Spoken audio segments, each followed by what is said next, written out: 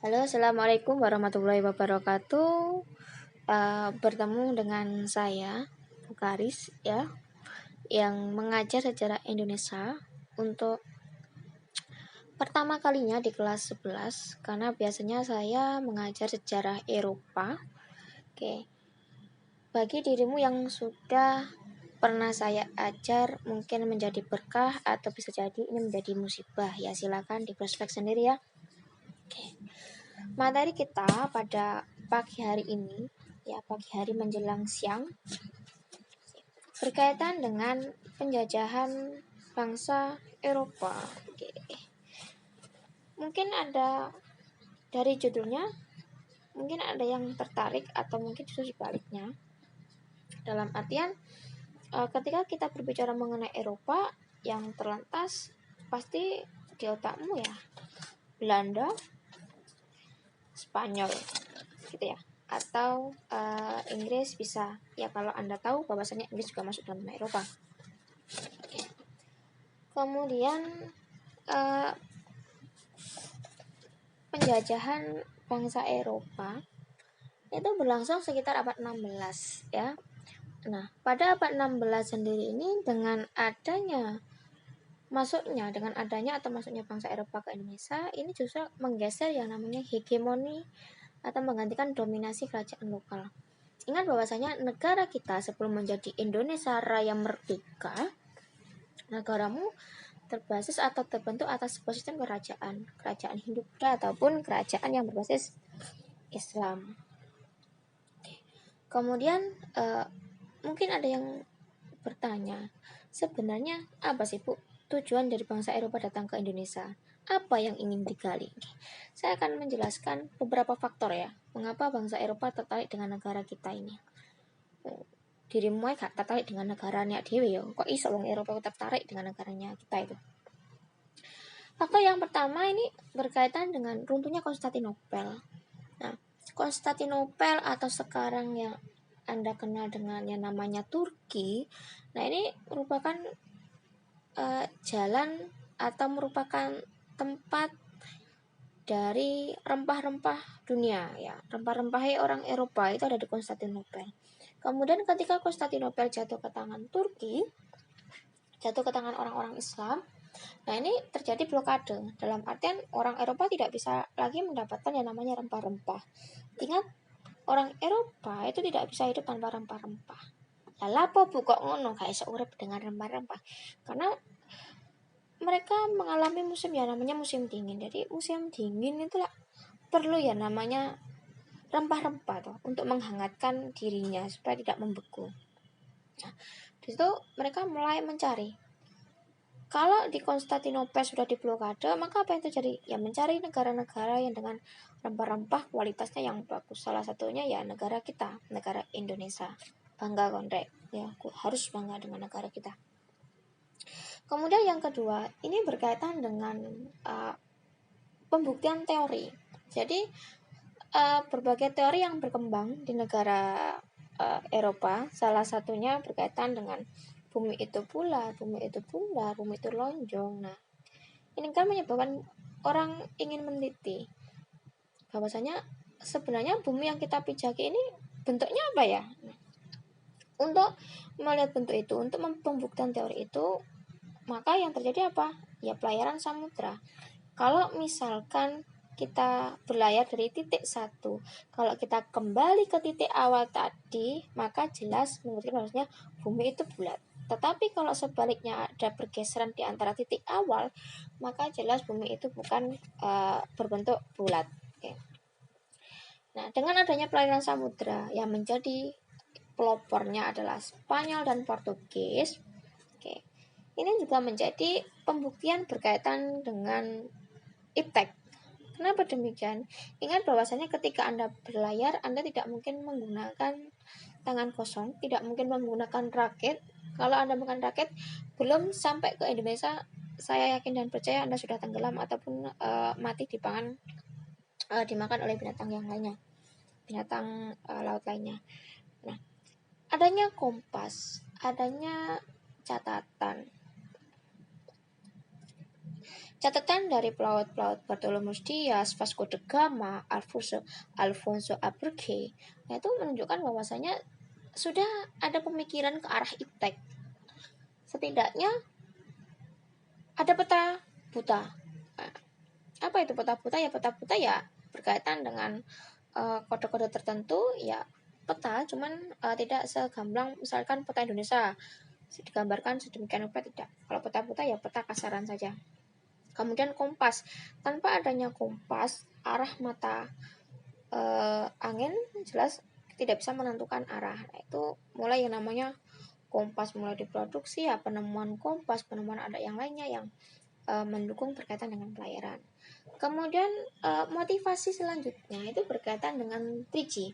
Kalau HP-mu sudah ada jaringannya 4G, nah ketika Eropa masuk itu punya semboyannya, yaitu gold, glory, dan gospel. Apa itu gold? Gold itu berkaitan dengan kekayaan, ya. Gold kan jelas emas. Emas itu kan berkaitan dengan soge. Wong sing di emas jelas soge. Kemudian kalau glory ini berkaitan dengan kekuasaan.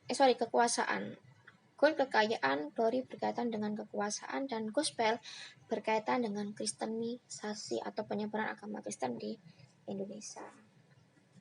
Oke. Kemudian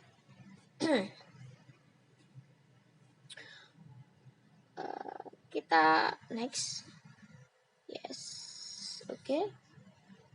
Nah,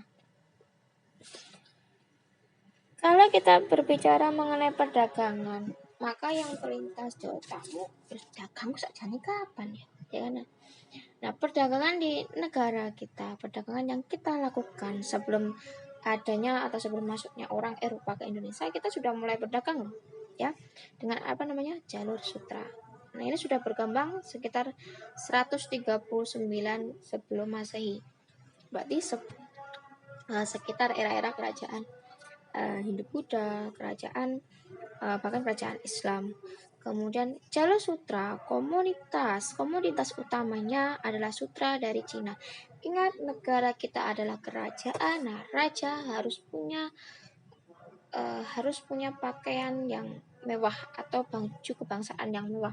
Nah, itu bajunya terbuat dari sutra, sutranya dari sutra Cina. Nah, kalau begini seharusnya Anda berpikir, wah Bu, berarti hubungan kita dengan Cina amat sangat erat ya. Memang kalau saat ini Cina sudah menduduki yang namanya pasar dunia, nah itu sebenarnya sudah dirancang era-era dulu, era kerajaan. Nah, sehingga kalau kita takluk atau tunduk dengan perdagangan Cina, ya wajar, ya kan? Karena sejarahnya memang begitu. Oke. Kemudian jalur sutra ramai kedatangan saudagar dari Seleukia, Antioquia, Alexandria, Persepolis. Ini merupakan negara taklukan dari Romawi. Saya tekankan sekali lagi bahwasanya ketika kita berbicara mengenai Romawi dan Yunani, perlu diingat bahwasanya Romawi dan Yunani jadikan sebagai orientasi yang namanya perkembangan peradaban dunia. Jadi kalau jalur sutra pun, kenapa jalur sutra di Cina, ya yang dari orang Cina sampai ada yang namanya Romawi? Ya karena Romawi Yunani selalu mempengaruhi peradaban negara yang lainnya termasuk negara kita tercinta. Oke. Nah, ini jalur sutranya. Oke. Ingat, ini bukan peta yang saat ini, dalam artian ini peta ketika jalur sutra ya. Sekarang kan sudah berbeda karena berkaitan dengan pergeseran lempeng bumi, berkaitan dengan letak geografis yang sudah berbeda, mencarinya es, sehingga ya jelas petanya akan berbeda. Nah, Uzbekistan, Konstantinopel. Oke. Nah, ada Konstantinopel, yuk akan melihat yang namanya Semenanjung Balkan. Ini Semenanjung Balkan adalah semenanjung yang paling banyak ditulis dalam sejarah. Kenapa? Karena ini ada jalur internasional ya, atau pembuka dari perdagangan ini, sehingga diperebutkan, dan wilayahnya juga amat sangat strategis. Nah, kalau ini gambaran atau rekonstruksi dari Konstantinopel, Bien ini. dulu. Kalau sekarang ya sudah berbeda, ya tidak begini. Itu Konstantinopel. Ya. Kemudian, nah ini Jalur Sutra, komoditas Jalur Sutra yaitu emas, batu giok, teh dan rempah-rempah.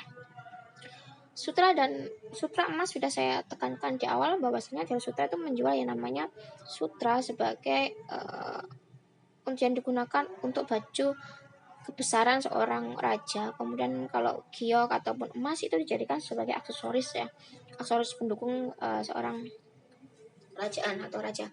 Kemudian untuk rempah-rempah, nah rempah-rempah sendiri ini mengikuti karena berkaitan dengan pasar. Apa yang pasar butuhkan maka itu yang dia jual, sehingga Jalur Sutra sendiri menjadi tempat penjualan rempah-rempah meskipun pada awalnya hanya untuk perdagangan sutra loh ya.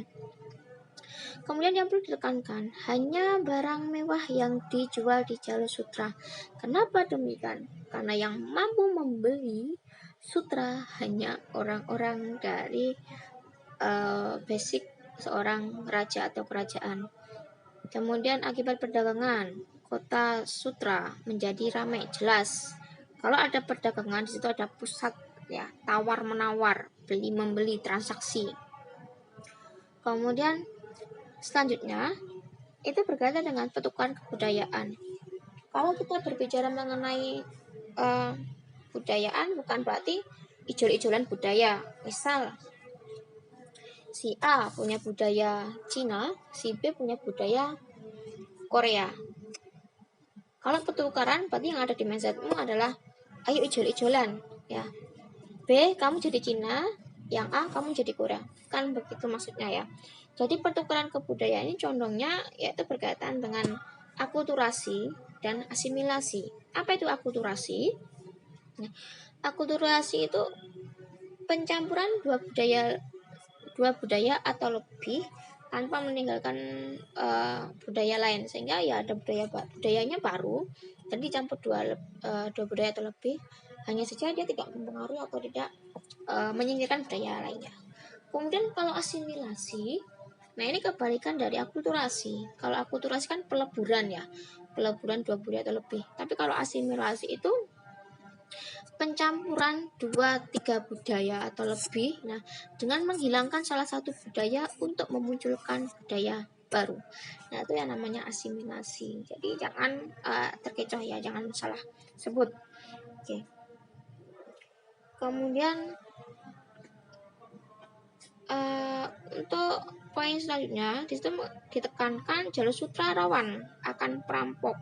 Ya jelas kalau Anda melihat kartun pelayaran samudra ya, pasti seorang pelayar, seorang pelaut di situ akan ada yang namanya perampok mata satu. Kenapa demikian Bu? Kenapa sudah pelaut? Ingat bahwasanya di Jalur Sutra yang dimuat ya adalah barang-barang mewah dengan kualitas yang bagus dengan harga yang tinggi untuk dijual kembali, sehingga ini yang menyebabkan banyak perampokan yang ada di pelayaran.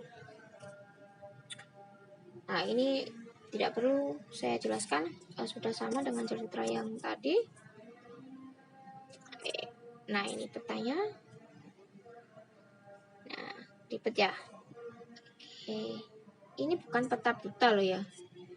Kalau peta buta dia tidak akan ya namanya ada nama Cina, ada nama Mongolia, tapi yang ada hanya kode-kode tertentu sebagai bukti atau menunjukkan dia pernah ke situ.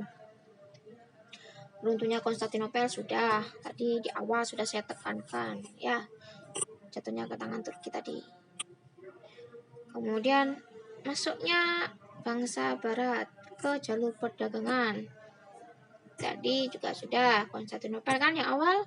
Kemudian pada abad ke-15 bangsa Eropa dipelopori oleh Portugis dan Spanyol. Tadi juga sudah saya tekankan kan, mampu membuat kapal-kapal berteknologi canggih guna mengarungi samudra. Yes, Anda mau berperang, Anda mau membuat sesuatu, maka Anda harus punya alat yang memadai untuk mencapai kesuksesan. Kemudian poin yang ketiga yang perlu kita lingkari bersama yaitu tujuan awal bangsa Eropa datang ke Nusantara itu untuk berdagang loh ya. Untuk berdagang, bukan untuk penjajahan. Kemudian saya bertanya, loh Bu, kenapa? Kalau hanya untuk berdagang, kenapa harus ada penjajahan? Nah, itu nanti tugas kita bersama. Itu nanti tugasmu yang akan kita bahas ya di diskusi nanti di bawah.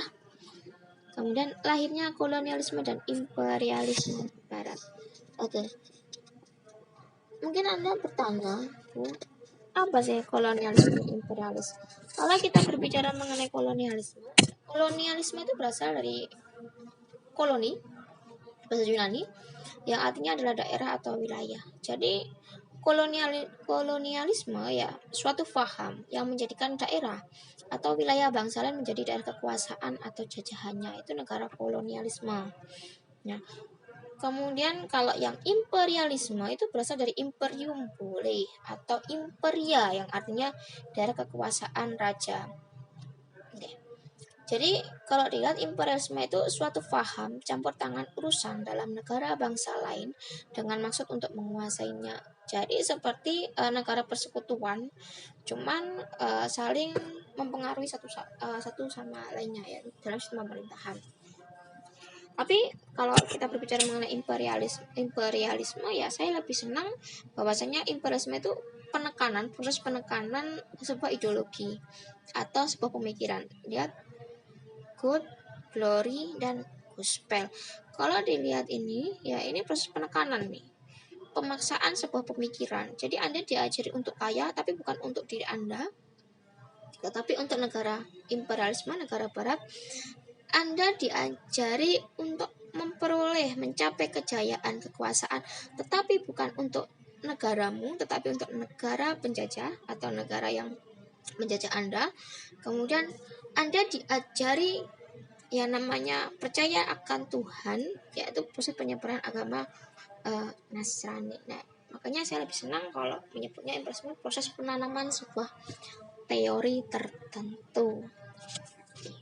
Saya rasa cukup di sini saya menjelaskan. Nah, tugasmu saat ini ya kita berdiskusi bersama seperti yang sudah saya sampaikan tadi. Nah, jika tujuan awal bangsa Eropa datang ke Nusantara untuk berdagang, mengapa ada yang namanya konsep penjajahan? Ya?